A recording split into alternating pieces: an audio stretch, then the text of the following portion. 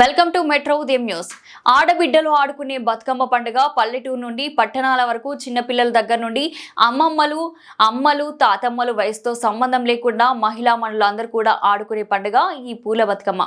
హైదరాబాద్ లో కాజాగూడలో అమ్మాయిల నుండి తాతమ్మల వరకు ఆడుకునేవారు ఉన్నారు.